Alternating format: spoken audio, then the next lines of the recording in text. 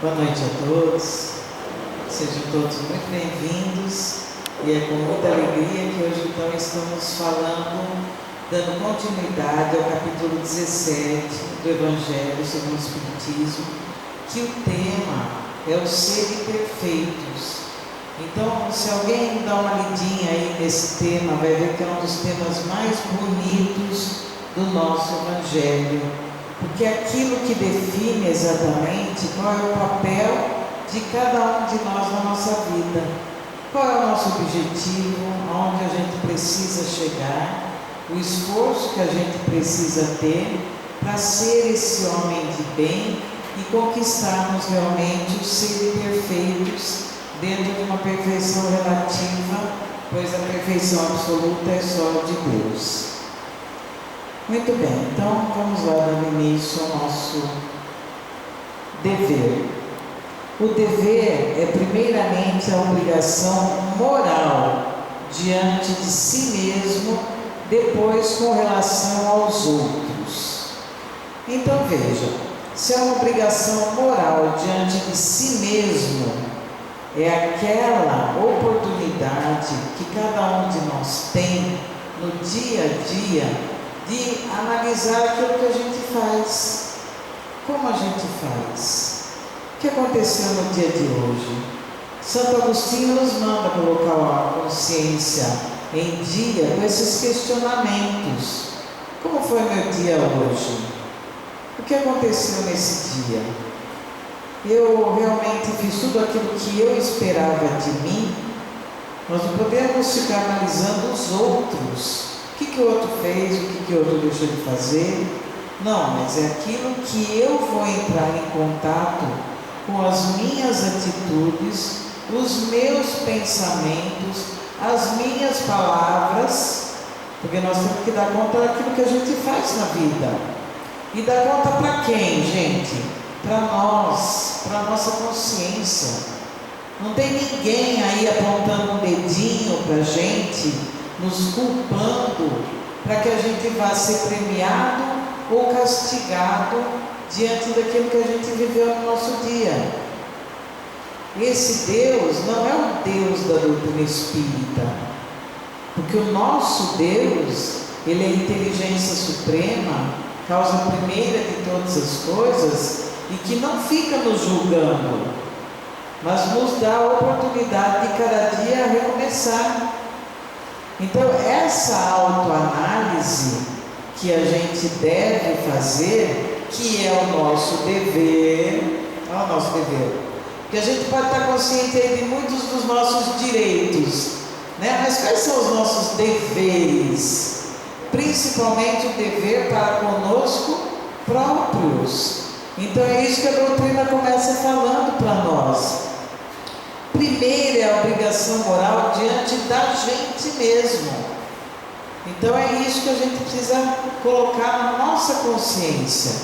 Diante de mim, eu vou estar respondendo para mim mesmo o que é que nós acabamos vivendo nesse dia, hoje, ontem, anteontem, não é? O que aconteceu para cada um de nós. Então, o dever encontra-se tanto nos mais íntimos como nos mais elevados detalhes da vida. Gente, é tudo aquilo que a gente faz. De repente a gente grita com alguém. Ah, mas também o outro me tirou do sério. Como assim o outro que tira a gente do sério? Se eu jogo a culpa fora de mim, se eu coloco essa responsabilidade no outro fora de mim, eu não assumo exatamente qual é a minha responsabilidade. Então, eu que não tenho paciência, não é que o outro fica me testando a paciência. Se eu não tenho paciência, eu que me vire para ter. É simples assim. Ah, mas pensa que é fácil? Ninguém falou que ia ser fácil. Porque se fosse fácil, a gente não estaria reencarnando, e reencarnando, e reencarnando, e reencarnando, e de novo, e outro corpo, e outra vida, e outra experiência. Por quê? Porque a gente ainda não aprendeu. Então realmente não é fácil. Principalmente porque nós temos que promover uma luta muito grande contra nós próprios, contra o nosso egoísmo, que é a chaga da nossa humanidade. É o maior mal que existe no nosso mundo, chama-se egoísmo, interesse próprio. Quando a gente não vê ninguém além de nós próprios. Então, não é para ser fácil mesmo, mas é aquilo que a gente tem como dever de todos os dias estabelecer as metas para cada um de nós. Onde a gente quer chegar? Se eu sei que eu não tenho paciência, então o meu dever é todo dia ter um pouquinho mais, me esforçar um pouquinho mais. E eu preciso de alguém que fique me testando. Vamos ver se ela aprendeu, né? Vai lá, vou tentar de novo. Vamos ver se aprendeu. E vai lá de novo. E a gente vai e perde a paciência de novo. Mas eu vou avisando de cara, assim, ninguém perde aquilo que não tem. Então é mais fácil a gente, não, eu já não tenho mesmo paciência, porque não é que eu perdi, eu já não tinha. Então é aí que a gente deve se empenhar, é o nosso dever, né? O dever íntimo de cada um de nós está entregue ao nosso livre-arbítrio, que muitas vezes não sabe controlar os apelos da paixão. Nosso livre-arbítrio são as decisões que a gente toma em cada eventualidade da experiência. Eu resolvi gritar ou eu resolvi xingar, eu resolvi me calar ou eu resolvi tolerar. Então é a nossa escolha. Aconteceu uma determinada circunstância, a forma como eu reajo a isso é a nossa liberdade de escolher. Chutei o pau do barraco, tudo bem, escolhi fazer isso na minha vida, né? Só que cada atitude tem uma consequência. Para cada ação nós temos uma reação. Então a semeadura sempre vai ser muito livre, mas a colheita vai ser obrigatória. A gente não vai estar semeando limão e querendo colher pêssego na época da fruta, porque vai ter que se virar com o limão mesmo. E não é que a vida foi ruim para cada um de nós. Por que a vida traz isso para nós? Porque é a nossa necessidade de aprendizado. É aí que a gente precisa se empenhar. É aí que a gente precisa estar nesse autoconsciente para ficar nessa percepção daquilo que a gente precisa transformar em nós. Então as nossas escolhas são resultado de tudo aquilo que a gente na hora decide fazer. E nós temos essa liberdade? Sim, nós temos a liberdade até de tirar a própria vida, porque Deus deixa, não deixa? Deus deixa. E nos dá a liberdade também de perseverar, de lutar, de enfrentar, né? E de viver a nossa experiência. Muito bem. Então, nós temos aí as duas possibilidades, a porta larga e a porta estreita, não é? A porta larga, em geral, é tudo aquilo que desvia as nossas ações dos fins mais elevados da vida e dos compromissos assumidos. Então, a porta larga é aquela que realmente nos leva a vivências mais egoístas, mais repletas de paixões, mais repletas de compulsões, mais repletas de transgressões, mais repleta de desvios, porque o mundo é farto, nos oferece tantas possibilidades da gente se perder no materialismo, se perder no nosso próprio orgulho, de exercer o poder sobre um outro ser humano, e nesse poder a gente anula o outro ser humano. Mas é a porta larga, eu que mando. Sabe quem está falando? Você sabe com quem você está falando? Né, Pedro? Está falando. Com quem que a gente está falando? Com outro ser humano, só isso. Nada além disso. E quando a gente sair desse corpo, nada vai nos diferenciar uns dos outros. Nenhum cargo, nenhuma condição social, nenhuma crença religiosa, nenhum poder político, nada vai nos diferenciar uns dos outros, a não ser aquilo que a gente conseguiu fazer de bom e levarmos para a nossa próxima vida. Isso sim vai nos diferenciar uns dos outros. Tudo aquilo que nós realmente conseguimos produzir a nível de amor e de sabedoria, que são as duas grandes asas do Espírito, as virtudes que cada um de nós precisa conquistar. Então a porta larga, ela nos distancia dessas virtudes, né? Por quê? Porque ela realmente nos oferece muitas possibilidades, como espíritos encarnados nas matérias em que estamos. Mas, a hora que a gente começa a pensar um pouquinho mais, o que transcende a matéria, aquilo que continua depois dessa vida, aquilo que realmente permanece, tudo aquilo que a gente leva, que as traças não roem, que os ladrões não roubam. Então são esses valores que realmente nós nos perdemos aqui na porta larga. Nós nos desviamos dos fins mais elevados, que é o nosso dever, principalmente de abolir em nós esse egoísmo e vivermos muito mais a caridade. E a porta larga, a gente não está preocupado com ninguém nesse mundo, a não ser com a gente mesmo. E a porta estreita? Jesus fala, entrai pela porta estreita, porque larga é a porta da perdição, e espaçoso o caminho que ela conduz, e muitos são os que por ela entram. Então a porta estreita é aquela das dificuldades, é aquela que nos faz redirecionar nossos valores da vida, nossos princípios morais, aquela que nos faz trazer as prioridades da minha vida, né? Qual que é a prioridade da nossa vida? Ganhar dinheiro ou ser bom? Né? Qual que nós vamos servir, a Deus ou a Mamon?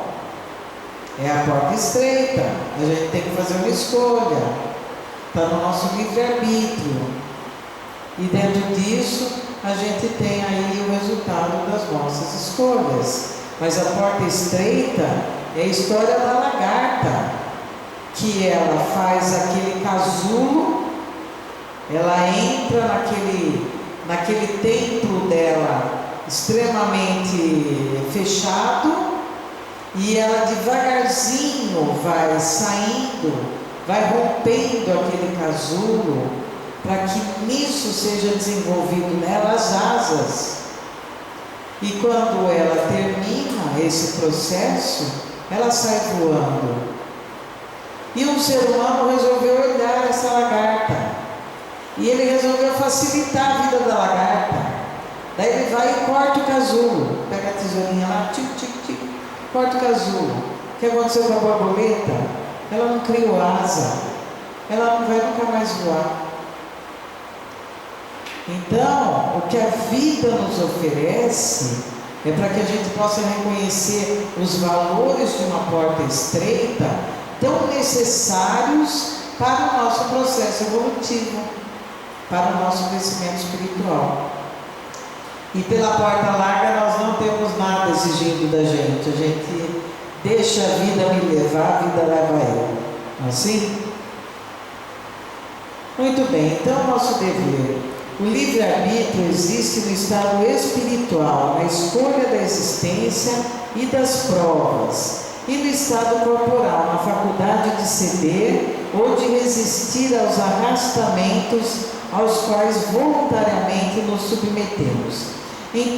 Então, o livre-arbítrio no nosso estado espiritual. Antes de reencarnarmos, nós fazemos uma série de escolhas, né? Então, por exemplo, o tipo de existência que a gente vai ter, onde a gente vai morar, o corpo que a gente vai ter, se vai ser homem, se vai ser mulher, como é que vai viver a experiência, se vai casar, se vai deixar de casar, né? Então, profissão também, às vezes a gente pode fazer essa escolha no mundo espiritual. Quando chegamos aqui na matéria, a gente esquece muitas coisas, porque pelo esquecimento a gente tem a oportunidade dessa nova vida. E ao esquecer, nós vamos realmente tendo essa possibilidade de ceder ou de resistir aos arrastamentos. O que é que nos arrasta nessa vida? Quais são nossas paixões?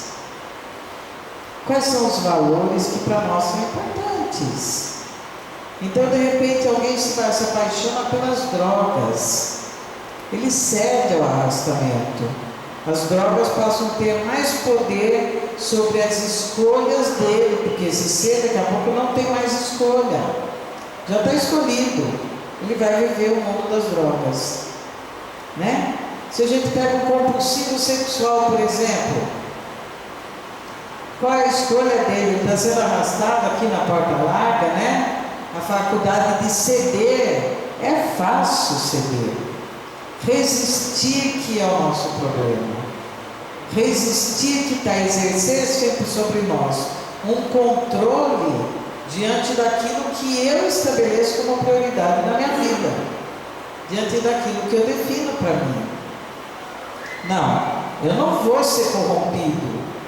Ah, mas olha, são 100 bilhões. Pode ser 200, eu não sou corrompido. Ou, não, 100 bilhões eu aceito, é um bom valor, vamos nessa. É ceder ou resistir. Essa é a nossa luta. Ceder ou resistir no mundo extremamente materialista. Né? Com muitas possibilidades aí para cada um de nós. Então, ceder ou resistir aos arrastamentos aos quais a gente se submete, porque a gente vai escolhendo e a gente vai definindo locais. Hoje, por exemplo, vocês resolveram vir aqui no Centro Espírita assistir uma palestra. Tem outros que estão realmente no baile funk, tem outros que estão lá na zona de guerra, né? Nós temos muitas circunstâncias diante da vida. Tem muitas mesmo. Então, por que Deus nos concedeu o livre-arbítrio?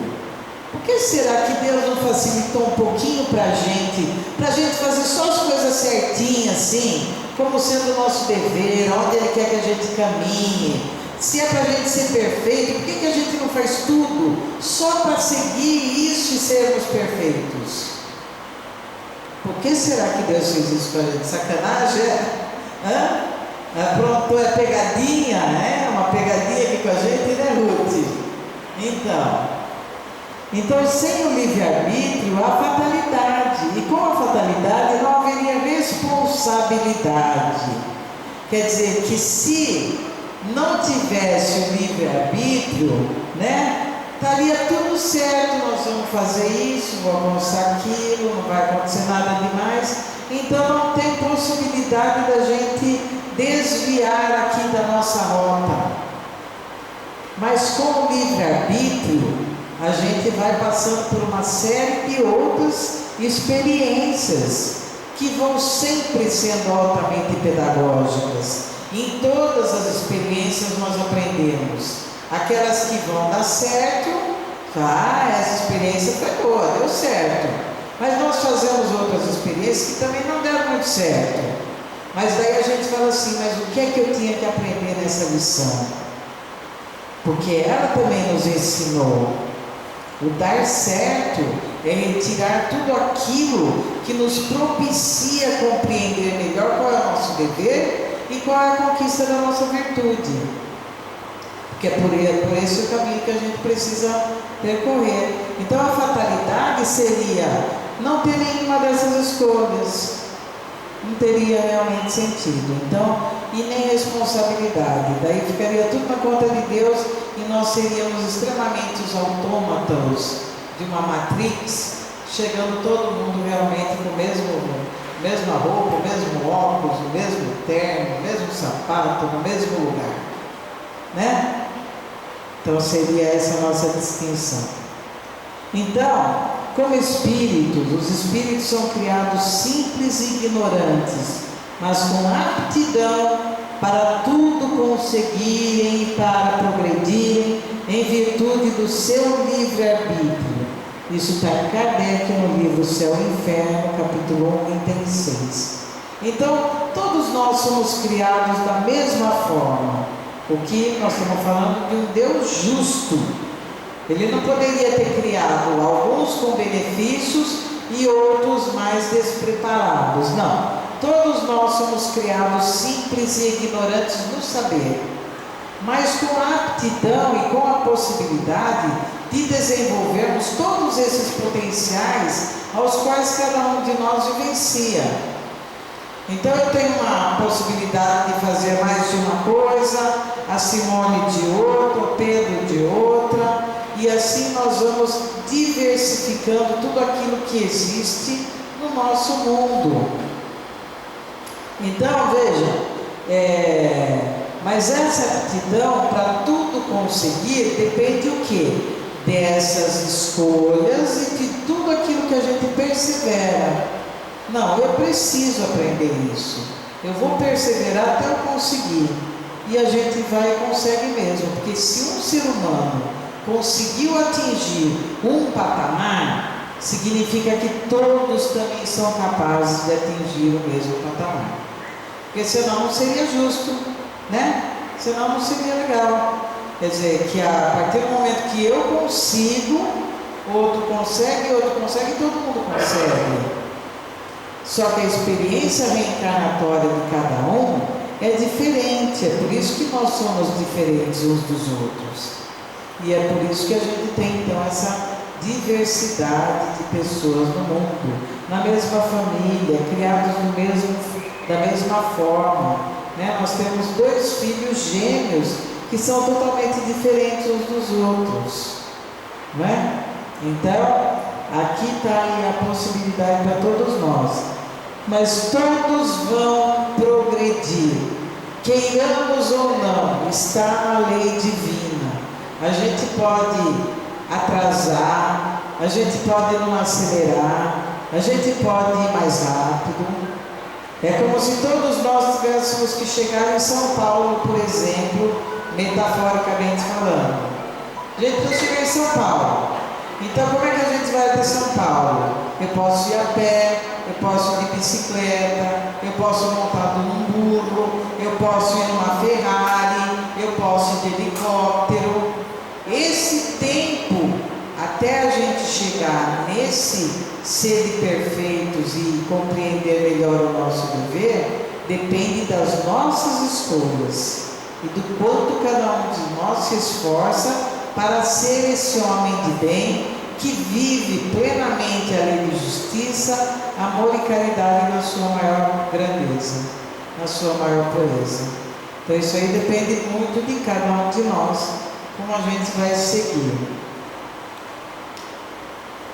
Então, onde começa e onde ele termina? Onde começa o meu dever e onde termina o meu dever? O dever começa precisamente no ponto onde ameaçais a felicidade ou a tranquilidade de vosso próximo e termina no limite em que não desejaríeis vê-lo transposto em relação a vós mesmos. Então, qual é o nosso limite? Onde começa, onde termina? É o outro. Tudo aquilo que eu faço, quanto afeta o outro? Ou eu paro antes, ou eu avanço. O outro também percebe a minha existência, então ele me respeita até onde ele pode chegar. Então vamos pegar os vizinhos, né? Que tem 1 milhão de problemas com o vizinho. E normalmente tem um problema chamado altura do som, não é isso? Então de repente o Pedro adora ouvir funk, lá onde ele mora, com a casa germinada, como chama aqueles alto-falantes, aquele negócio lá, aquela caixa de som, que o quarteirão inteiro é obrigado a ouvir aquilo que ele gosta. Daí vem o primeiro vizinho e reclama, ele fala: se mude. Como assim? Se mude, olha o egoísmo, olha a falta de respeito para o próximo. Olha o quanto a gente realmente não compreende que é viver em sociedade. Qual é esse dever? Né? Então, como ele vai reagir? Exatamente em relação ao outro. Se eu estou ameaçando a felicidade ou a tranquilidade de alguém, o meu dever termina aqui. Eu não devo avançar. E o outro também não. E se a gente conseguir compreender isso, olha quantos problemas da sociedade nós estaremos evitando, não é?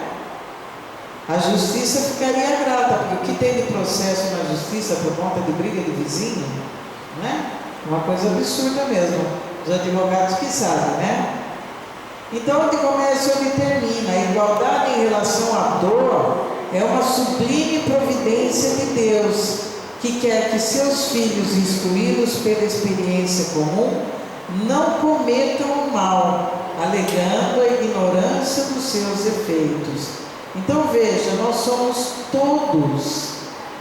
todos, sem exceção, vivemos uma situação de dor. Ah, mas ele é o Papa. Sim, ele é o Papa. O outro é o Bispo. O outro é o Supremo. O outro é o Presidente. Todos temos dores.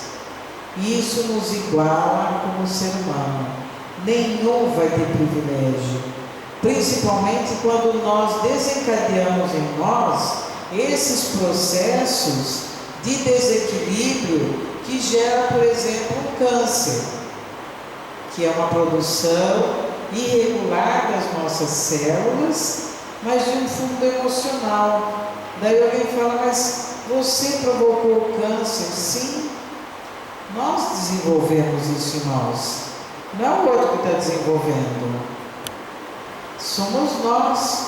O que está então em desequilíbrio dentro de cada um de nós para que a gente gere essa dor? E essa dor é para todo ser humano, né? Todos os seus filhos vão passar por uma experiência comum e que não cometam o mal alegando a ignorância de seus efeitos. Então, a partir do momento que a gente desencadeia desequilíbrios emocionais que nos geram determinadas doenças, nós estamos passando por um processo de dor. Então nós vamos experimentar. Como é que a gente vai lidar com isso? Como é que a gente vai viver essa experiência? A gente vai ter fé, a gente vai se revoltar, a gente vai largar da religião. Como é que cada um vai viver essa experiência? Daí as nossas escolhas novamente, né? Então, o homem deve amar o dever, não porque ele o preserve dos males da vida, aos quais a humanidade não pode subtrair-se, mas sim por dar à alma o vigor necessário ao seu desenvolvimento. Se a gente compreender e amar esse dever, o dever de sermos melhores, o dever de sermos bons, o dever de combatermos em nós o egoísmo, a intolerância, a descrença, o combater em nós o orgulho, a arrogância. Esse é o nosso dever. Não tem nada a ver com o nosso dia a dia de fazer um arroz e feijão, de lavar uma roupa, de trabalhar. O nosso dever é um dever moral em relação a nós próprios, né? Com certeza. Então, isso é necessário ao nosso desenvolvimento. Portanto, o homem de bem, o verdadeiro homem de bem, é aquele que pratica a lei de justiça, de amor e caridade na sua maior pureza. Ele compreende qual é o seu dever. Suas escolhas já são feitas, já está estabelecido. Não tem nada a ser feito de diferente. Já está sendo feita a nossa escolha. Então são chegados os tempos, quando todos os homens estiverem convencidos de que Deus é o mesmo para todos, de que esse Deus soberanamente justo e bom, nada de injusto pode querer, que não dele, porém dos homens, vem o mal, Todos se considerarão filhos do mesmo Pai e se estenderão as mãos uns aos outros. Então, começa aí o nosso entendimento de Deus. Se Deus é soberanamente justo e bom, o que é a nossa humanidade? O que são todos esses sofrimentos? O que são todos esses problemas, conflitos e dificuldades que a gente enfrenta no nosso dia a dia? Não é porque ele é isso, porque o outro é aquilo, mas se somos todos uma grande família universal, o que nos diferencia uns dos outros? O mal não vem de Deus, o mal vem dos homens.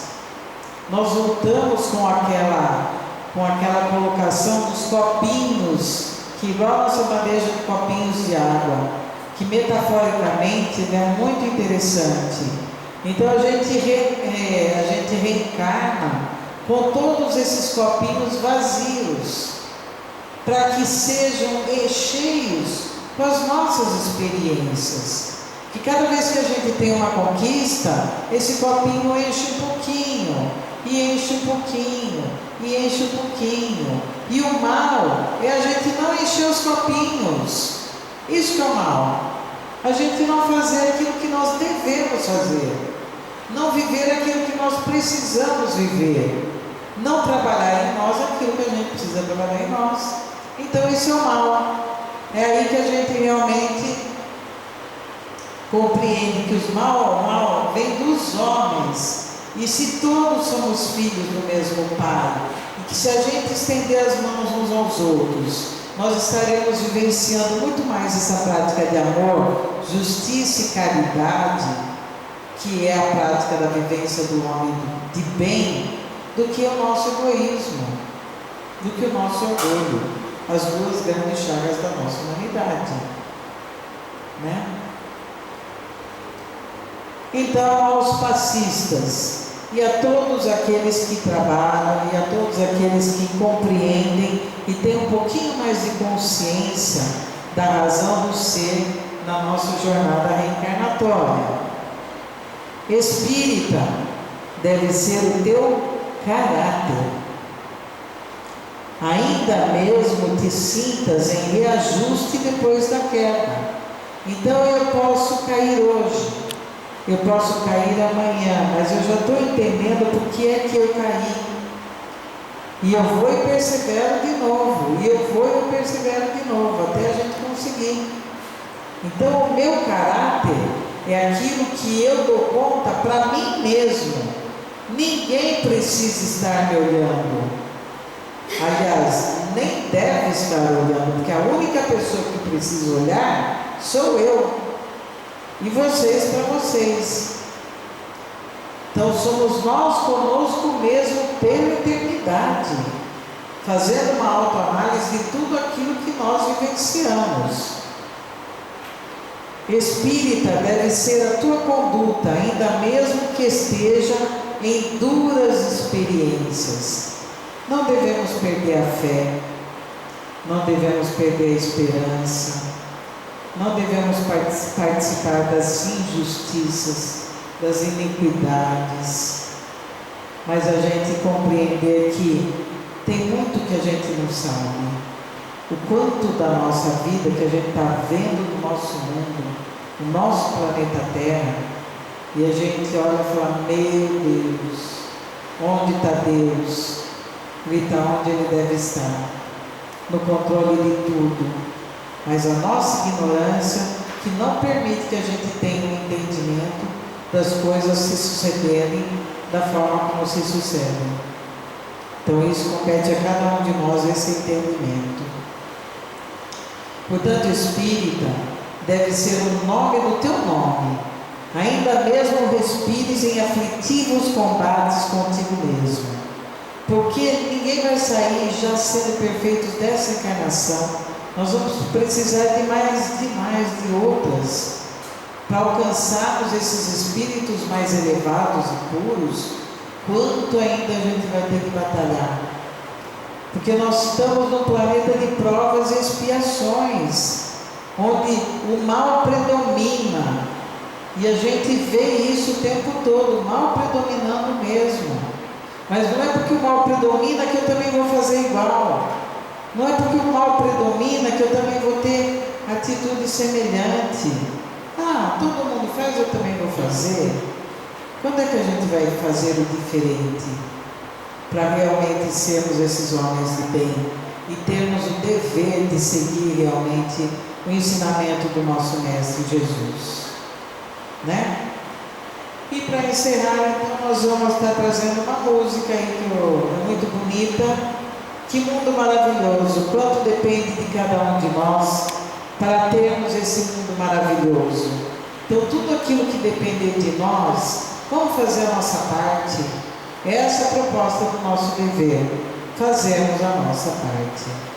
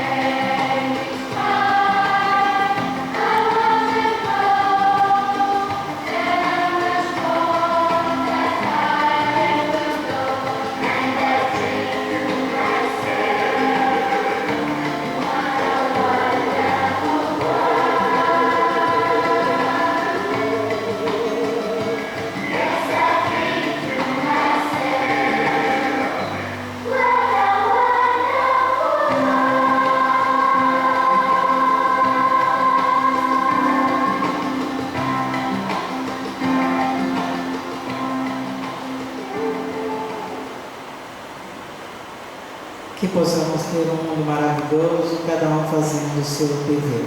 Muita paz a todos. Obrigado.